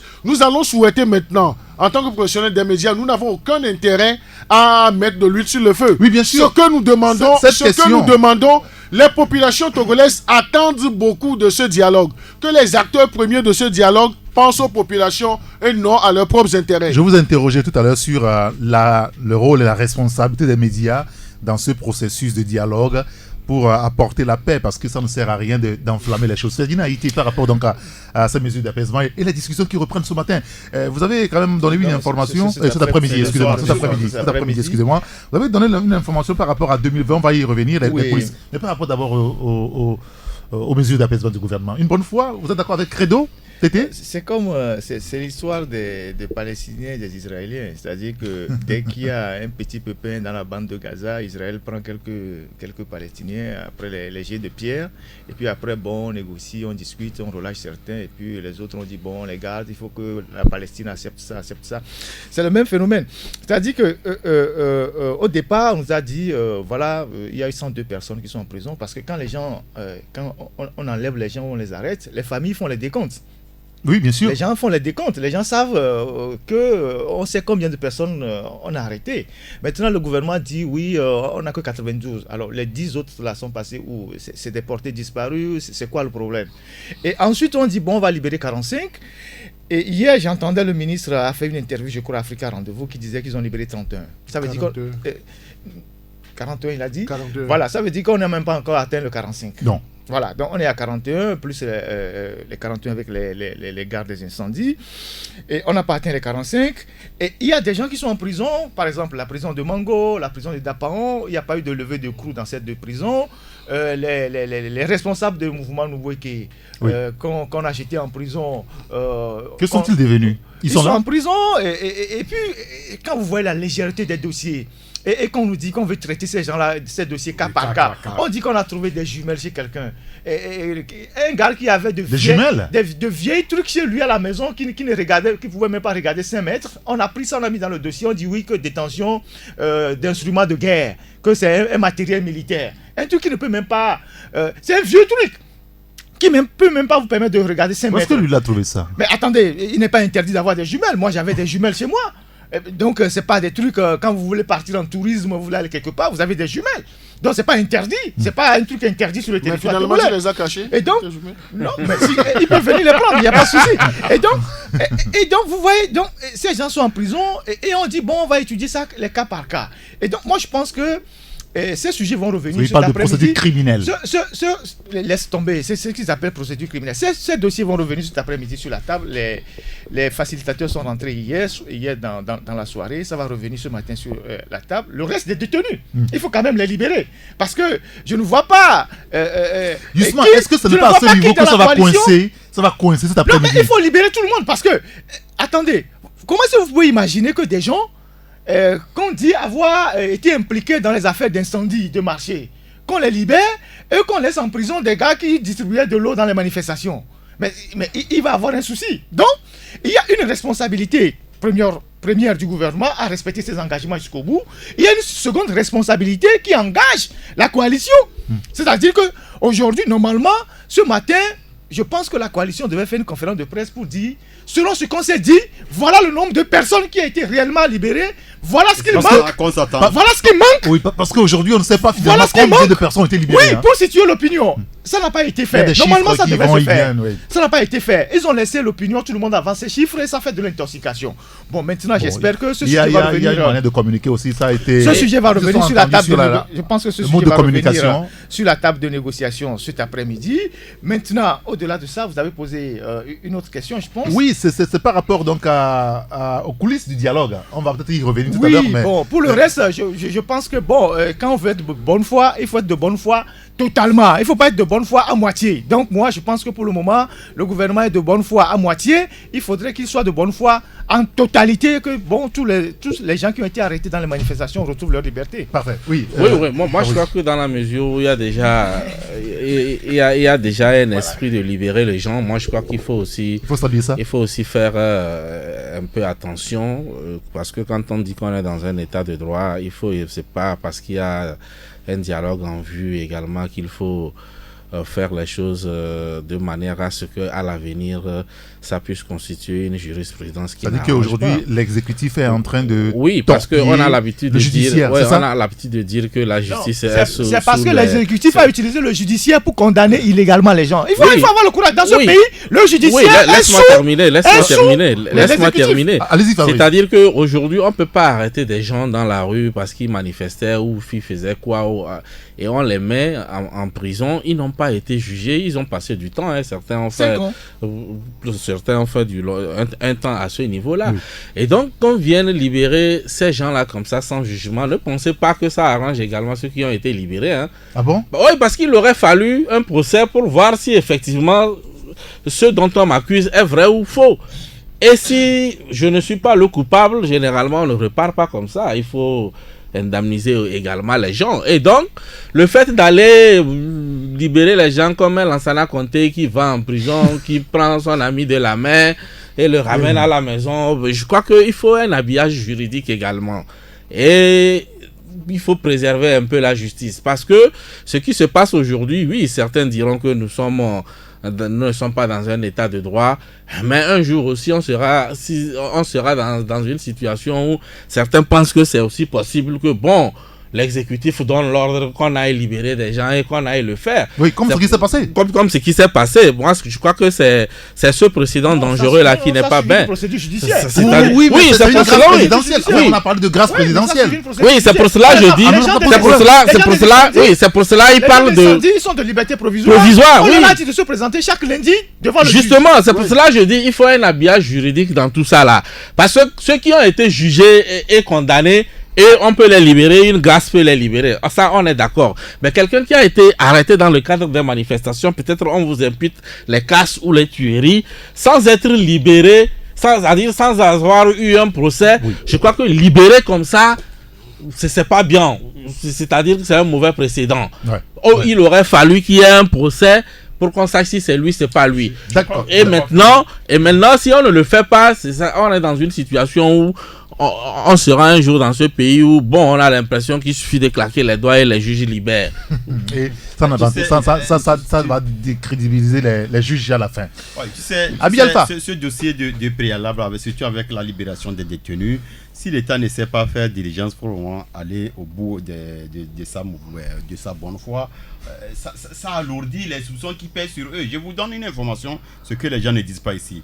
Au niveau des détenus de Sokodé, il y a une race de détenus qui souffrent d'une maladie qui est la même chez eux tous. C'est la même chose au niveau des Mango, au niveau des Dapao.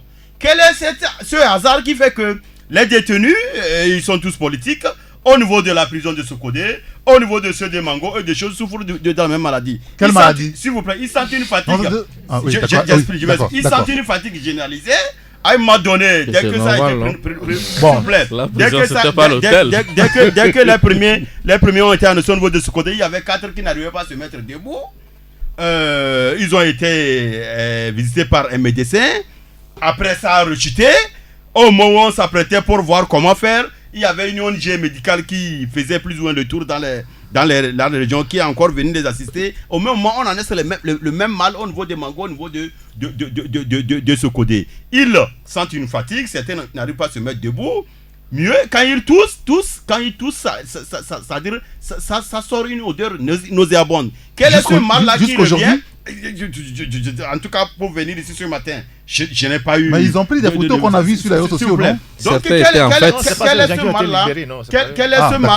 Quel est ce mal-là qui se retrouve, qui se répète dans différents lieux de prison sur une catégorie de. C'est le mal du prisonnier. De détenus. Non, je pense que la fatigue musculaire. Si c'est la fatigue, ce n'est pas là-bas seul qui a les prisons. À moins qu'on nous dise que là-bas, les gens ont un traitement particulier. En tout cas, si le gouvernement régime, si les gens font le pied du gris dans la libération totale déjà, parce que c'est très facile de dire que parce que il faut qu'il y ait un habillage juridique, donc on ne peut pas libérer tout le monde comme si c'est de la moutarde qu'on jette par chose. C'est vrai, mais c'est l'État qui sait aussi qu'il y a un mécanisme juridique à respecter, qui avait pris l'engagement de les libérer. C'est l'État, le même État qui avait pris l'engagement, et c'est le même État qui revient dire que pour des aspects juridiques, machin, on ne peut pas les libérer, comme si c'était des pentades qu'on sort de oui, justement. Ce que tu proposes, ce que Abi propose, c'est vraiment les pentades qu'on sort. Allez, on peut pas arrêter un homme comme ça, et on vient dire un matin tu es libre. Pourquoi on m'avait arrêté au départ? Il y a le jury. Justement, c'est toi qui cautionne la façon de libérer comme des pentades. Signé devant les médiateurs qu'on va les libérer. Merci beaucoup, Abi Alpha. Je vous donne la parole à Ferina pour aller vite, puisqu'on a beaucoup de temps. On a 10 minutes à passer ensemble. Parce que ce matin, j'ai quand même lu votre article où vous évoquez les coulisses du dialogue. La dernière fois, si les deux parties se sont séparées tard, c'est parce que ça a coincé sur un point, le retour à la Constitution 92 et toutes les implications. Et il se trouve que les positions sont inconciliables sur la candidature de Faure Gnassingbé en 2020. Ce matin, vous nous dites que Faure Gnassingbé agite aujourd'hui l'armée comme un chantage. Oui, vous savez, on dit souvent que les chiens ne font pas les chats. Et donc, vous savez, pendant longtemps, lorsque le processus démocratique a commencé au Togo, Adema évoquait quelque chose tout le temps lorsqu'il était en difficulté, que la guerre civile et tout, on va reculer 100 ans en arrière et tout ça. Et donc, le fils est dans la même logique. Vous savez, parallèlement à ce qui s'est passé dans la salle et voilà là-bas et les travaux du comité préparatoire, le président ghanéen a eu des échanges avec M. Faure Gnassingbé, particulièrement sur deux questions. La première, c'est son avenir à la tête du pays, notamment l'échéance de 2020, et la seconde, c'est le cas Kwacha et Gnassingbé. Et donc, sur la première question, vous savez que l'opposition dit il faut revenir à la constitution de 92 avec certains disent qu'il faut que le président parte tout de suite et tout ça. Et depuis un certain temps, au sein de la communauté régionale, on essaie de convaincre M. Faure Gnassingbé de dire écoute, au terme de ton 3e mandat, il faut quand même partir et tout. Et donc la question est revenue sur la table des discussions et lui, il dit que non, qu'il peut faire toutes les concessions, il peut faire les concessions sur les réformes et tout, mais sur la question de 2020, c'est impossible qu'il parte. Et parce que l'armée ne souhaite pas qu'il parte, l'armée ne veut pas qu'il parte. Et donc, c'est ce qu'il a dit au facilitateur. C'est les indiscrétions que on a eues en tant que journaliste, que l'armée ne souhaite pas qu'il parte et que l'armée n'est pas d'accord. Et la question qu'on se pose ici est de savoir, est-ce que c'est l'armée aujourd'hui qui décide qui doit rester ou qui doit partir, ou c'est l'armée qui est devenue un obstacle pour l'alternance? Parce que ça fait quand même un bout de temps que l'armée togolaise s'immisce dans le débat politique et certains à justice avaient d'ailleurs même souhaité que l'armée soit au dialogue. Maintenant qu'il agite cet épouvantail-là en disant c'est l'armée qui ne veut pas qu'il parte et tout, et que on se demande si il est l'otage de l'armée ou c'est l'armée qui est son otage.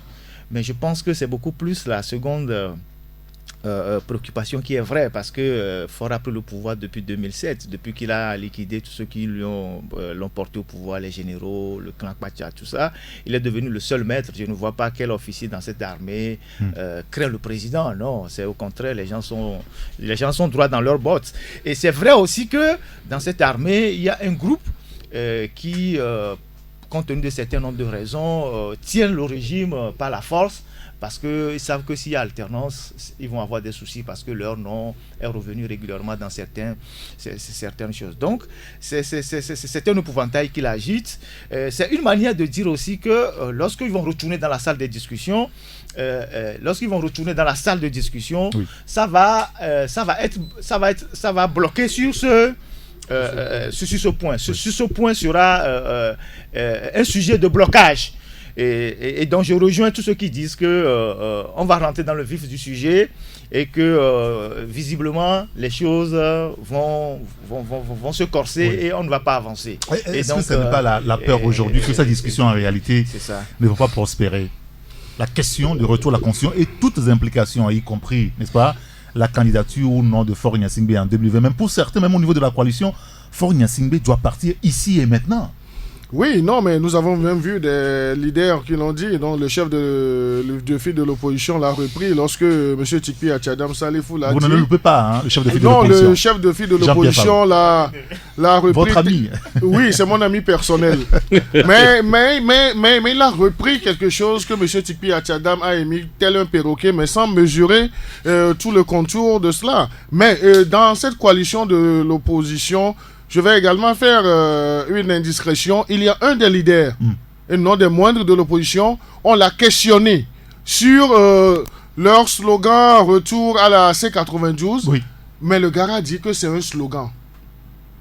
Où est le problème? Le gars dit que c'est un slogan, donc ce n'est pas un objectif à atteindre, donc ce n'est qu'un slogan. Donc c'est là où ça pose le problème. Mais maintenant, nous souhaitons que nos acteurs politiques s'entendent sur l'essentiel. Mais il ne faut pas perdre de vue que lorsque vous allez à une discussion, à une négociation, vous devez accepter de gagner et puis de perdre sur d'autres terrains. Et au-delà, donc là, mais aujourd'hui, je crois que le peuple togolais aura à mesurer la valeur même de ces hommes politiques sur ces questions vraiment essentielles. C'est-à-dire qu'aujourd'hui, on doit choisir entre le départ maintenant, ici et maintenant de Faure Gnassingbé et lutter pour avoir de meilleures conditions pour le scrutin et aller aux élections et gagner Faure Gnassingbé. Non, mais moi, je ne vois même pas qu'on puisse parler du départ immédiat du chef de l'État. C'est sur quelle base? Mais le chef de l'État a un mandat et son mandat court jusqu'en 2020. Oui, ailleurs, d'autres aussi ont eu des mandats, mais ils sont partis avant, à la fin de leur mandat. Mais ce ne sont pas les mêmes contextes, Eric. Ce ne sont pas les mêmes contextes. Qu'est-ce qui différencie ici? Oui, c'est pas toi qui poses la question. Donc, permettez qu'il reprenne la question, cher ami Abi Alpha.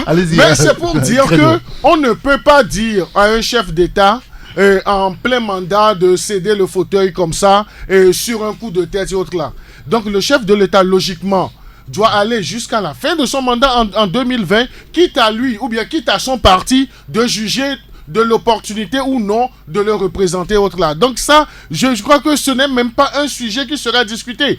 Parce que ça soit du côté du gouvernement ou beaucoup plus du côté du parti présidentiel, ils ne vont jamais vouloir prospérer sur ce terrain de discussion. Mais concernant les réformes, nous tous nous sommes d'accord qu'il faut faire les réformes. Et on a également noté la bonne foi du gouvernement en septembre, mais il y a un projet de loi qui est allé et au niveau de l'Assemblée. Oui. Mais nous avons vu la classe politique de l'opposition qui est parlementaire, qui a fait la politique de la chaise vide. Donc on a déjà la limitation du mandat à 2, le mode de scrutin à 2. Et là, donc je crois que ce sont des acquis. Et ça, sur ça ne va pas poser de problème. Maintenant, c'est l'application, l'effectivité de l'application qui doit être discutée. Et c'est là où j'en appelle à la conscience de tous nos leaders pour qu'ils prennent leurs responsabilités, qu'ils discutent dans l'intérêt supérieur de la nation et qu'ils ne privilégient pas leurs propres intérêts. C'est quoi l'intérêt supérieur à votre avis? L'intérêt supérieur que Faure reste en poste jusqu'en 2020. Je ne l'ai pas dit. Qu'il soit candidat. Je ne l'ai pas dit. Il ne faut pas poser la question comme mon cher ami Abi Alpha et autres là. Non, je ne l'ai pas encore dit.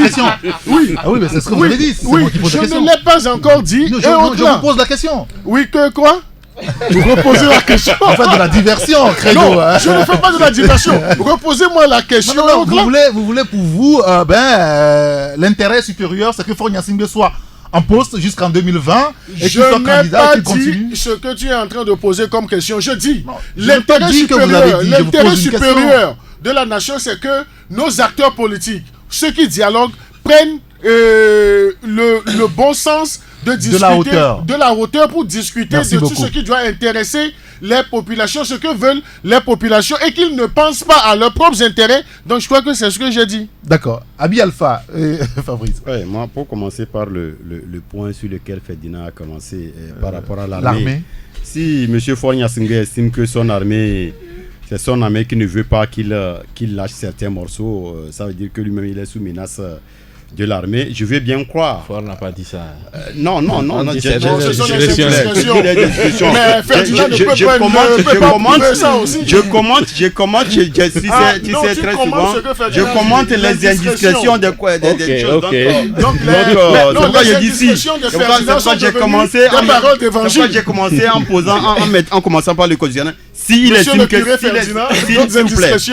s'il estime que c'est comme ça, la solution elle est très facile. Depuis longtemps, on a passé tout notre temps à envoyer notre vaillante armée secourir les autres États en difficulté. Soit deux camps se battent, soit il y a la sécurité. Et puis notre armée est réputée dans beaucoup de pays par rapport à son savoir-faire pour secourir les autres. Mais si à notre niveau, notre président veut nous céder certains morceaux précieux pour la population et que l'armée ne veut pas, qu'on nous envoie l'armée aussi de la sous-région pour, n'est-ce pas, nous aider à mettre... Oui, c'est très clair. Non, parce que c'est le retour, c'est pas une invasion. Mais quand nous envoyons chez les autres, ce n'est pas l'invasion. Si il y a une bonne foi politique et qu'on crée...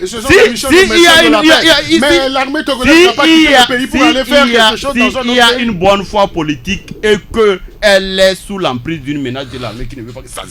Alors qu'on sait que logiquement ça ne tient pas, mais on finira par arriver là-bas. Ça c'est le premier point. J'ai 2 minutes, je vous en ai pas pensé à Fabrice. Maintenant, 30 secondes, par rapport à... 30 secondes. Tu m'as dit que tu m'as retiré la parole. Non, ok, je vous la remets.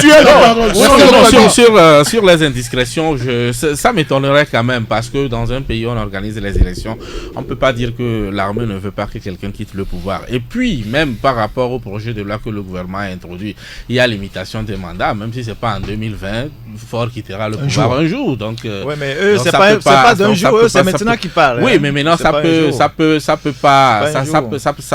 pas tenir. Mais maintenant, en ce qui concerne les autres aspects du genre, ça va coincer cet après-midi. Partir maintenant, la question de partir maintenant au 2020.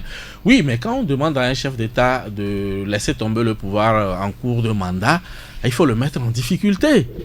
Les exemples qu'on cite ailleurs, on a mis ces chefs d'État en difficulté. Maintenant, la question que je voudrais à ce que nous tous on réponde, est-ce qu'aujourd'hui Faure est en difficulté? Entre-temps, Abi Alpha nous a dit qu'il a vu l'ange Gabriel et il fait ceci. Alors, est-ce qu'aujourd'hui Abi Alpha peut me dire si Faure ressemble à quelqu'un qui a vu l'ange Gabriel? Ah, c'est toi qui estime. C'est toi qui estime. Oui, lorsqu'ils avaient introduit le projet de loi, il a dit non, que c'est pas au moment où on voit l'ange Gabriel qu'il faut faire ceci ou cela. C'est-à-dire, aujourd'hui, Zuma en Afrique du Sud a été mis en difficulté. Soit il démissionne ou on le fait partir. Il s'en est allé. Vous prenez Blaise Compaoré. À un moment donné, il a voulu, on lui a dit non. Et il était en difficulté. Il est parti. Même Mobutu était en difficulté. On lui a dit il arrive. Sa sécurité lui a dit tout ce qu'on peut faire pour vous, c'est de vous aider à fuir le pays. Il était en difficulté, il part. Aujourd'hui, Faure Gnassingbé n'est pas en difficulté. C'est pour cela que je pose la question de savoir, est-ce qu'aujourd'hui Faure est dans une situation où il suffit de lui dire quitte le pouvoir et il va partir? Est-ce qu'il est en difficulté? C'est la question que je pose. Heureusement que c'est une question que tu poses. Oui, bien sûr. Oui, mais moi je peux répondre. Moi, la réponse que je donne, quand je vois le monsieur mener ses activités, je ne vois pas un chef d'État en difficulté ou parce qu'il on a allé l'étaler un tapis rouge dans la brousse. Mais à un moment donné, pour inaugurer la ferme agricole. À un moment donné, un président en difficulté reste dans son bunker. On l'a vu en Côte d'Ivoire. Donc il ne sort pas et autres. Ferdinand et puis on boucle. Non, mais Ferdinand va sortir d'autres indiscrétions encore. Il ne faut pas mettre en doute mes indiscrétions parce que je n'ai pas l'habitude de dire n'importe quoi. Mais la situation n'est pas aussi simple que nous la prenons ici, comme nous rigolons ici. Il faut faire attention. Les dirigeants, ils soignent les apparences. Si un chef d'État est en difficulté, il ne vient pas vous dire qu'il est en difficulté. Pas plus que hier, avant-hier. Pas plus qu'avant-hier. Il ne le dit même pas à ses collaborateurs. Si Faure pouvait dire à ses collaborateurs la pression qu'il a, comment ça se passe avec lui, je pense que beaucoup de gens devaient comprendre que la situation ne va pas. Pas plus que hier, à Accra, on a parlé du Togo encore. Donc je pense que nous sommes dans une situation délicate où il y aura forcément des décisions importantes à prendre. Et ces décisions doivent engager l'avenir du pays. Et si ces décisions ne sont pas prises, le pays va avoir de gros soucis. Donc moi, c'est sur ce plan-là que moi, je pose le problème. Et c'est d'ailleurs de cette façon que la facilitation voit les choses. En disant, l'apaisement doit être un apaisement général. Il n'est pas question de laisser certains sur le carreau et de libérer d'autres. C'est pour ça qu'ils ont introduit l'affaire Pacha Gnassingbé en disant ça doit être un apaisement généralisé. Ils ne vont pas venir ici faire la facilitation, repartir et revenir des années plus tard parce qu'il y a un problème qui n'a pas été résolu. Donc je pense que nos voisins sont très inquiets et si nous-mêmes nous pensons que bon, tout va normalement, bon, tant mieux. Très bien, messieurs, merci beaucoup. On doit rendre l'antenne parce qu'on a dépassé le temps légèrement. Je suis obligé de rendre l'antenne. Excusez-moi, Abi Alpha. Je sais que vous avez beaucoup de choses à dire, comme les autres confrères également. Abi Alpha, ils ont tout le patron du journal Le Rendez-vous. Credo TT, le médium. Ferdinand a été l'alternative et Fabrice Petiesi, le libéral. Voilà, c'est ça. Merci à Jack Prospect qui a assuré la coordination. Appelez-moi Saint-Rigator. À bientôt. 10, 9, 8, 7, 6, 5, 4, 3, 2, 1. Vous écoutez Taxi FM, musique, sport, information. Toutes vos passions sont forcément sur Taxi FM.